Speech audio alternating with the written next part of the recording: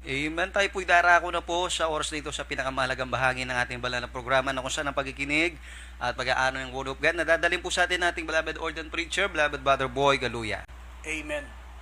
Purihin po ang ating pinakamamahal na Panginoon at God bless you sa ating beloved MC, beloved Paulo.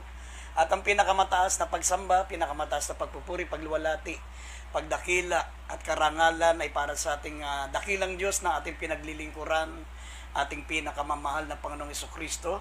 At nagpapabot din po ako ng dobleng paggalang sa ating beloved and honorable pastor, beloved evangelist Wildy Estrada Almeida, the end-time prophet of our loving God. Sa lahat po ng mga beloved children, the Almeida family, mga apo, mga manugang ng ating beloved pastor, magandang gabi sa inyo. At patuloy po nating inaalala mga hindi malilimutang aral ng ating beloved assistant pastor Lina C. Almeida. Sa lahat po ng ating mga minamahal ng mga webcast viewers, Luzon, Visayas, Mindanao, sa mga kapatiran natin na patuloy po na sumusuporta po sa ating banal na gawain, pagpalain po kayo ng ating pinakamamahal na Panginoon.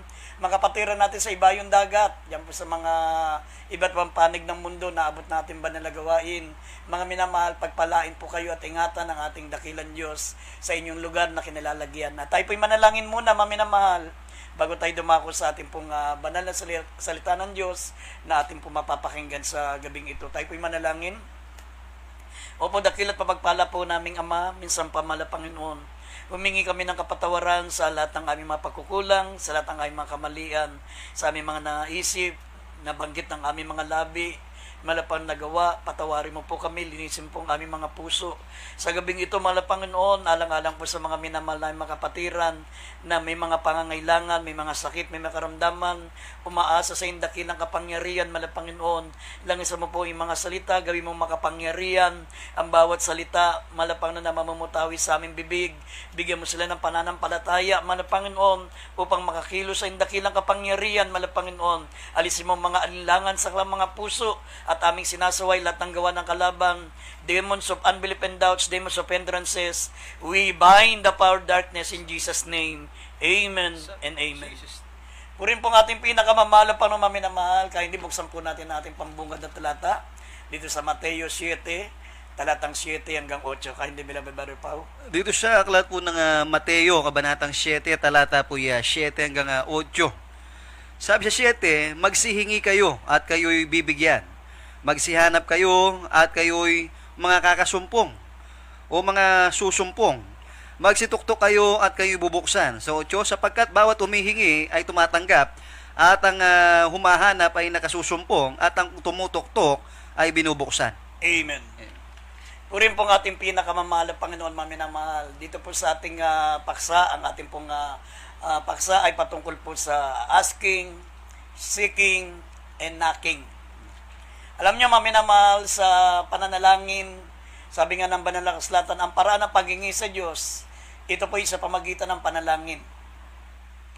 At ang paraan ng paghahanap sa Diyos, maminamahal, ito po ay sa pamagitan naman ng pakikinig at pananaliksik ng kanyang mga banal na salita. Ito naman ang paraan ng paghahanap. At ang patuloy na pagkatok, maminamahal, yung tinatawag na kumatok ka, ito naman ang maminamali sa pamagitan ng tuloy-tuloy na panalangin. Yung hindi tayo nangimagod, araw-araw na panalangin. Yan pong ibig sabihin ng patuloy na pagkatok. At sabi ng talatang nabasa po natin, magsingi kayo at kayo'y bibigyan. Magsihanap kayo at kayo'y makasusumpong.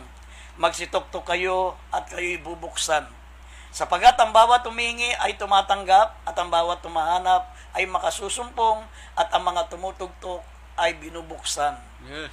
Kaya nga, maminamahal, bakit hindi tayo tumatanggap? Kasi ang daming tumatawag sa Diyos, ang dami namang nagdarasal.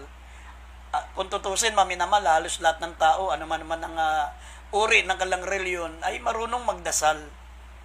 Marunong silang tumawag, maminamahal sa ating Diyos. Ano man ang kanilang reliyon, sabi nga, 2,400 religion throughout the world. Maminamahal, lahat yan marunong magdasal. Pero sabi nga, bakit mga minamal may mga humihingi pero hindi nagsisitanggap? Bakit merong nananalangin pero mga minamal hindi naman pinakikinggan? Mamaya, maminamahal, malalaman po natin sa pamagitan ng mga banal na kasulatan. Sabi nga rito, maminamahal, kung mababasa niyo po ang James chapter 4 verse 2 and 3, sabi, kayo'y wala sapagkat hindi kayo nagsisingi. Kayo'y nagsisingi at hindi kayo nagsisitanggap sapagkat nagsisingi kayo ng masasama upang gugulin sa inyong mga kalayawan. Sa verse 3, maminamahal, humingi siya ngunit nag-aalinlangan. Sabi, mga minamahal, may mga humingi naman o nananalangin pero nag-aalinlangan. Yan po mga magdahilan, mga minamahal, bakit hindi sila tumatanggap. Amen. Kaya dapat po natin tandaan, mga minamahal, hindi ang pananampalataya natin ang gumagawa ng himala. Kundi dahil sa pananampalataya natin sa Diyos, mga minamahal, doon po gumagawa ng himala ang ating pinakamamahal na Panginoon. Ibig sabihin, ang pananampalataya natin na galing sa Diyos. Amen. Kaya dito po sa banal na kasulatan, mga minamahal, malaman po natin, mga minamahal, how to ask God for our needs. Paano tayo, mga minamahal, hihingi sa ating pinakamamahal na Panginoon, mga minamahal, sa ating mga pangangailangan. Kasi kung tutusin, mga minamahal, sinabi nga ng banal na kasulatan, walang nagkukulang sa mga taong tumatawag at dumahanap sa Kanya. Sabi ng ating dakilang Diyos, maminamahal, sapagkat mga minamahal, walang kinakapos sa lahat ng mga nagsisitawag at mga natatakot sa ating pinakamamahal na Panginoon, mga naglilingkod sa Kanya. Walang kinakapos, sabi, maminamahal, pinupunuan niya ang ating mga pangangailangan. At sabi, maminamahal, sa lahat ng mga natatakot sa Diyos, hindi po sila kinakapos. Amen. Hindi sila, maminamahal, mag-iikaw sapagkat ang ating Diyos, sabi, sinasapatan niya ang mga pangangailangan ng lahat ng mga naglilingkod sa Kanya. Kaya dito, how to ask God for our needs. Paano po natin matatanggap yung ating hiningi sa Diyos? Nandun sa katagang ask. ASK, yung word na ask. Sabi, ask with confidence and humility. Maminamahal, ito po ang mga paraan para ibigay ng Diyos ang ating mga kahilingan. Ask with confidence and humility. Nasa ASK, ibig sabihin ng ask, maminamahal, yung word na ask. Unang-una yung letter A, ask with confidence and humility. Pangalawa, maminamahal, yung pong S, seek with care and application. Ibig sabihin ng seek with care, maminamahal, yung meron tayong pagtitiwala sa Kanya. Sabi nga ng banal na kasulatan, mga minamahal, sa Hebrews chapter 4 verse 6, huwag tayo mga balisa. Huwag tayo mga balisa sa lahat ng ating mga pangangailangan, kundi sa pamagitan ng panalangin na may pagpapasalamat ay ipakilala natin sa Diyos ang ating mga kahilingan. Yan po ang ibig sabihin ng letter S, yung seek. At letter K, maminamahal, knock, sabi knock with eagerness o earnestness and perseverance. Tayo po ay kumatok, maminamahal, na mayroon pong pagsisikap, mayroong pagtsatsaga. Sabi, with perseverance. Nandun yung ating pagtsatsaga, nandun, mga minamahal, yung ating pong pagsisikap. Hindi tayo nangihimagod. Pag hindi ka binuksan, maminamahal, katok pa rin. Maaring natutulog yung kinakatok mo sa kwarto. Patuloy ka, kumatok ka lang ng kumatok, maminamahal. Kasi minsan, napakahirap, maminamahal, gisingin yung gising. Minsan, maminamahal, gising pala yan, kaya hindi po pala nagising. Kasi dati nang gising. Pero sa kakatok mo, makukulitan yan, bubuksan ka na yan. Kaya nga, kinakailangan yung pagtsatsaga, kinakailangan mo, maminamahal, na patuloy na pagkatok. Pero lalo na sa ating pinakamamahal na Panginoon, maminamahal, ang Diyos ay napakabuti, maminamahal, isang karangalan para sa Diyos, yung sa Kanya tayo lumalapit sa panahon ng pangangailangan. Tandaan niyo po yan, maminamahal, yung paraan, maminamahal, paano pakikinggan ng Diyos, paano ibibigay ng Diyos ang ating kahilingan, nandun sa word na ask, ASK. Sabi, ask with confidence, maminamahal. Tayo po'y humingi sa ating pinakamamahal na Panginoon na mayroon pong pagkakatiwala. Pangalawa, seek with care. Sabi rito na with application. At knock with earnestness and perseverance. Maminamahal, buong tiyaga at masikap. Maminamahal, na tayo po ay patuloy nakakatok sa ating pinakamamahal na Panginoon. Ngayon dito po, maminamahal, nabasa po natin sa mga talatang nabasa po natin sa Mateo 7, talatang 7 hanggang 8, maminamahal, how God answers our prayer. Siya mismo nagbigay nito, maminamahal, ang ating dakilang Diyos na tumutugon ng panalangin, ang ating pinakamamahal na Panginoong Kristo. Siya mismo nagsabi nito, maminamahal. Sabi niya, paano niya pakikinggan yung ating mga panalangin? Sa Kanya mismo galing yan. Sabi ng Biblia, magsingi kayo, kayo'y bibigyan. Magsihanap kayo at kayo'y makasusumpong. At magsituktok kayo at kayo'y bubuksan. Unang-una, maminamahal, ang sabi ng Banal na Kasulatan, maminamahal, tayo po ay humingi. Humingi tayo, mga minamahal. Sabi ng Banal na Kasulatan, kapag tayo po, mga minamahal, ay nanghihingi, hindi po tayo, mga minamahal, tatanggihan o hindi hihindian ng ating pinakamamahal na Panginoon. Gaya ng sinabi rito, mga minamahal, sa lahat ng mga natatakot sa Kanya, mga minamahal, wala pong kakapusin. Hindi magugutom ang mga taong natatakot sa Kanya, mga naglilingkod sa Kanya, hindi yung pababayaan ng ating pinakamamahal na Panginoon. Basta tayo po'y dumalakad na may takot sa Diyos, tayo po, maminamahal, ay mayroon pong matuwid na pamumuhay. Sabi ng Biblia, walk uprightly.